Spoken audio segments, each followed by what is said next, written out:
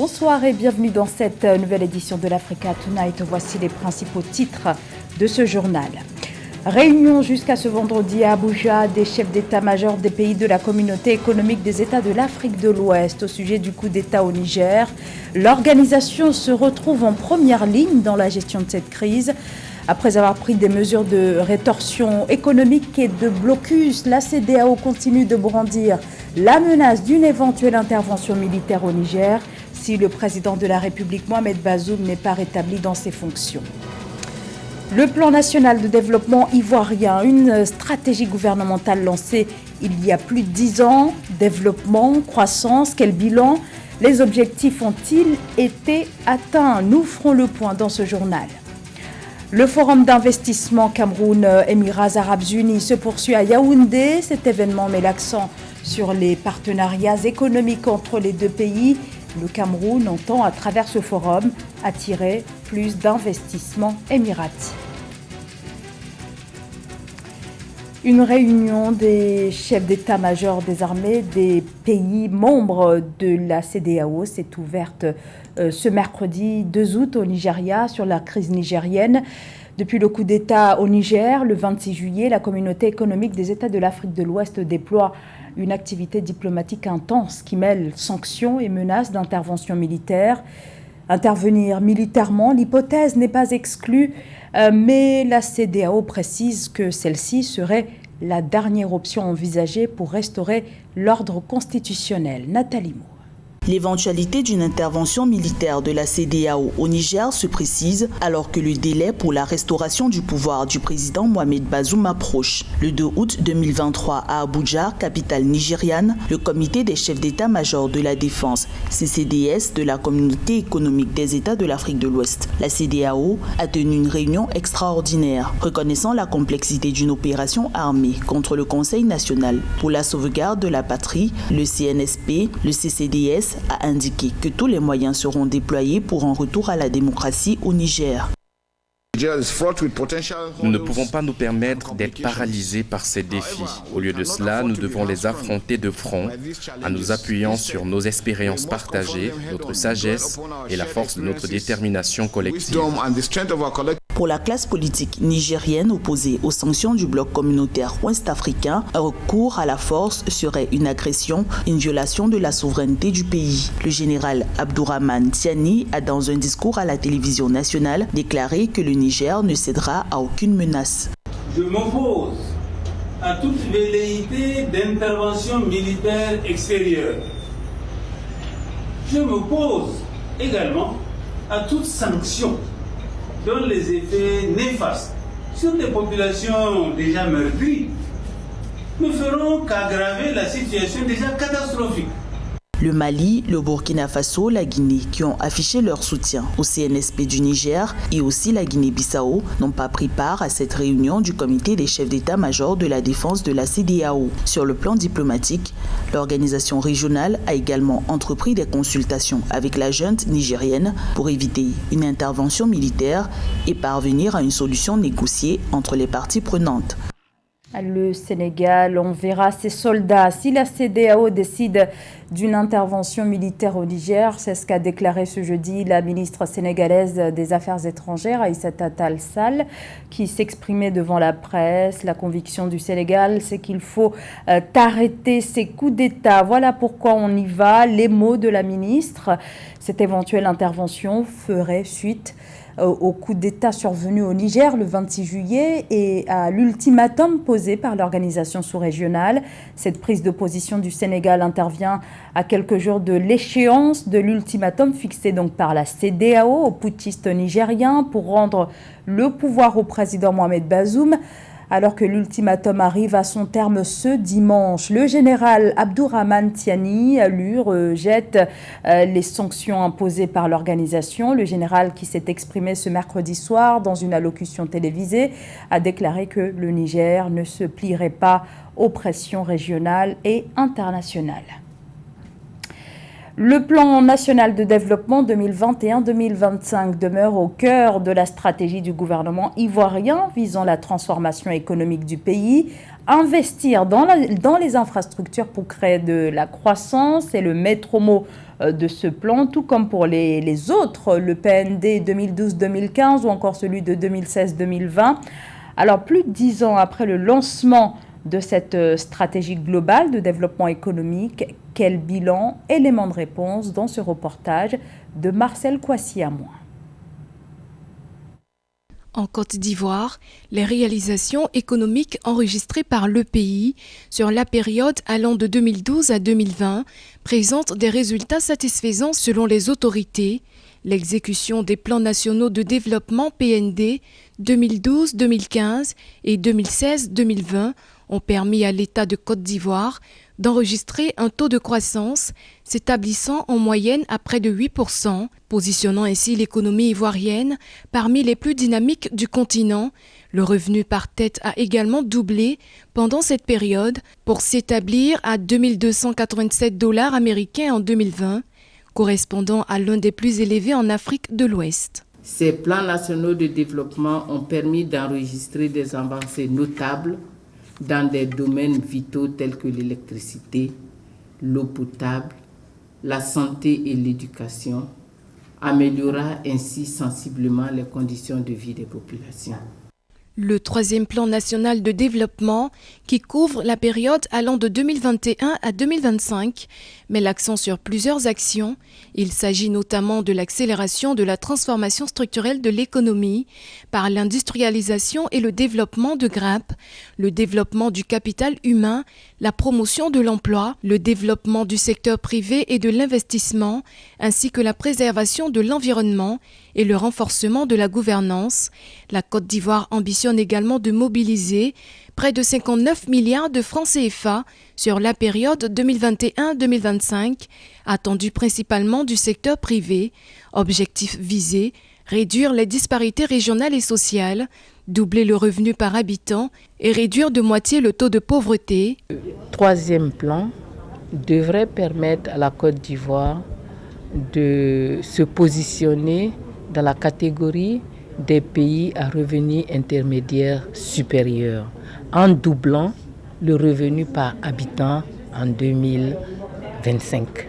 Afin de permettre aux pays d'Afrique de l'Ouest d'intégrer le cercle des pays émergents dans la tranche supérieure de revenus à l'horizon 2030, les autorités ivoiriennes poursuivent la mise en œuvre de réformes, notamment en matière de gestion des finances publiques, d'amélioration du climat des affaires, du renforcement de la lutte contre la corruption, la consolidation de la bonne gouvernance, la digitalisation de l'économie.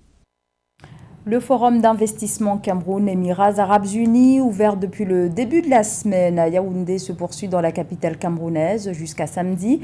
Cet événement, qui entend promouvoir la coopération économique, rassemble des investisseurs et des chefs d'entreprise des deux pays, Émirats Arabes Unis et Cameroun.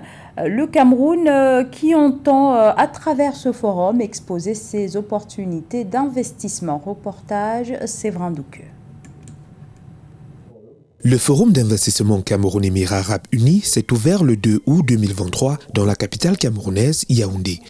Un rendez-vous d'affaires de 5 jours initié par l'Agence de promotion des investissements du Cameroun et dont l'objectif est de permettre aux investisseurs des Émirats Arabes Unis de découvrir les atouts et potentialités d'investissement qu'offre ce pays d'Afrique centrale ou encore contribuer à la croissance des échanges entre les deux partenaires, toutes choses qui devraient contribuer à l'atteinte des objectifs de la stratégie nationale de développement 2020-2030. Spécifiquement, cette mission retour a pour objectif contribuer au renforcement des échanges, d'une part, entre les promoteurs de projets publics ou privés camerounais et des investisseurs émiratis en vue d'éventuelles ententes susceptibles de créer des flux d'investissement des Émirats Arabes Unis vers le Cameroun, et d'autre part, entre le gouvernement camerounais et émirati en vue d'enrichir le cadre de coopération économique. tables rondes, séances B2B, B2G, mais aussi des visites de sites en relation avec les secteurs cibles, notamment l'automobile, les TIC, la technologie, mais aussi l'infrastructure énergétique, sont des grandes articulations qui vont meubler cette visite d'affaires. Dans sa marche pour son développement, le Cameroun compte également sur les investissements directs étrangers. 8 protocoles d'accord avaient préalablement été signés dans le cadre d'une prospection faite par les autorités camerounaises aux Émirats arabes unis en 2022. La concrétisation de ces accords devrait permettre de stimuler les investissements directs étrangers du pays, estimés à 487,7 milliards de francs CFA, selon l'Institut national de la statistique du Cameroun, INS. Le gouvernement de ce pays veut créer des facilités pour vous permettre les marchés. Mon rôle de directeur du commerce et des échanges des Émirats arabes unis est d'aider nos membres et d'autres partenaires à profiter de nouvelles opportunités de marché dans votre pays. La SND 30, la stratégie nationale de développement du Cameroun pour la période 2020-2030, met en accent sur le développement infrastructurel. Les besoins pour la réalisation des objectifs de ce document se chiffrent à 88 000 milliards de francs CFA. Les préalables pour y parvenir passent par un secteur privé fort, des ressources du privé fortes et d'importants investissements étrangers. L'effondrement du Naira, la monnaie du Nigeria face au dollar américain, c'est l'une des conséquences de la libéralisation progressive du marché d'échange. Cette situation reflète les graves difficultés économiques du pays. La situation est telle que rien qu'au cours du seul mois de juillet, les réserves extérieures du pays ont perdu plus de 160 millions de dollars. Les précisions de Mildred Diamou. La monnaie nigériane, le Naira, continue de perdre sa valeur face au dollar américain. Une dépréciation qui a entraîné une perte estimée à 167,2 millions de dollars des réserves extérieures du pays au mois de juillet 2023. Selon les données de la Banque centrale du Nigeria, les réserves extérieures de ce pays d'Afrique de l'Ouest sont passées de 34,12 milliards de dollars au 30 juin 2023 à 33,95 milliards de dollars au 28 juillet 2023. L'outil principal est assez rapide, c'est d'augmenter les taux d'intérêt, rendant l'argent beaucoup plus cher et les placements financiers plus intéressants, attirant ainsi des investisseurs étrangers qui devront acheter du Naira pour pouvoir placer leur argent sur le marché nigérien. Le fait d'acheter du Naira va augmenter la valeur de cette monnaie par rapport au dollar. Depuis la décision de la Banque centrale du Nigeria de faire flotter librement le Naira le 14 juin 2023, la monnaie nigériane n'a cessé de fluctuer et se déprécier face au dollar. Ce flottement de la monnaie nigériane visait à combler l'écart entre les taux de change officiels et ceux du marché noir. Seulement, la décision a fait chuter le Naira de 36% sur le marché officiel en juin 2023. Ainsi, au cours des 2 dernières semaines, le Naira est passé de 820 le dollar à 868 le dollar sur le marché parallèle. Pendant ce temps, le taux de change officiel du Naira était de 784,91 le dollar et a atteint un sommet de 830 le dollar avant de s'établir à 756 le dollar. Jouer sur les taux d'intérêt, c'est peut-être bien, mais ça aura une autre conséquence sur l'activité économique du Nigeria. L'autre levier sur lequel on peut jouer, c'est le taux de croissance. Lorsqu'on devient un pays exportateur au lieu d'être un pays importateur, on a une meilleure perception de la part des investisseurs et cela se traduit aussi par une augmentation de la valeur de la monnaie locale. L'Association des opérateurs de bureaux de change du Nigeria estime que pour s'attaquer immédiatement à cette dépréciation du Naira, le gouvernement devrait garantir des financements étrangers supplémentaires afin d'améliorer la liquidité. La Banque centrale du Nigeria, de son côté, prévoit des mesures dans les semaines à venir pour répondre à la pression de la demande sur le taux de change du pays. Des millions de personnes sont exposées à l'insécurité alimentaire au Soudan du Sud. La situation est bien sûr très préoccupante. Elle est relative aux conflits, aux mauvaises conditions macroéconomiques, aux événements climatiques extrêmes, mais aussi à la baisse du financement des programmes humanitaires. Face à l'ampleur de la catastrophe, l'ONU appelle à une plus grande mobilisation afin d'éviter une aggravation de la crise alimentaire. Amenedji. Suite à une visite au Soudan du Sud, les chefs des entités de l'ONU spécialisées dans l'alimentation et l'agriculture ont appelé à des investissements accrus dans le pays pour éviter une crise alimentaire catastrophique. Cette visite intervient après que le rapport conjoint des Nations Unies sur l'état de la sécurité alimentaire et de la nutrition dans le monde 2023 a révélé que 122 millions de personnes supplémentaires souffrent de malnutrition chronique depuis 2019. Quand à l'époque on disait que le Soudan était un pays pétrolier, en fait, l'essentiel de ce pétrole était dans le sud. Et donc, depuis que le Soudan du Sud est devenu indépendant, elle est assise sur une manne pétrolière non négligeable, donc source de revenus, pour financer son agriculture. Elle dispose de terres arables, contrairement à certains pays de cette zone où il n'y a que le désert, sauf par exemple dans les rivages du Nil. Et elle a une population jeune. Donc, tous les facteurs pour atteindre son autosuffisance alimentaire sont réunis. L'urgence humanitaire au Soudan du Sud est due à la combinaison d'un conflit, du climat et de la flambée des prix des denrées alimentaires. Rester inactif engendrerait des pertes en moyens de subsistance pour des millions de personnes, d'où des investissements et politiques favorables améliorant la sécurité alimentaire, la résilience et l'adaptation au climat sont nécessaires. Malheureusement, depuis son indépendance, elle est dans une situation de crise, de guerre larvée ou de guerre chaude. Donc, ce n'est pas du tout un environnement propice à une exploitation agricole. Et même avec le pétrole qu'elle a, elle aurait pu se dire, je vais aller acheter les denrées dont mes populations ont besoin que je ne peux pas produire, je vais aller l'acheter sur les marchés extérieurs.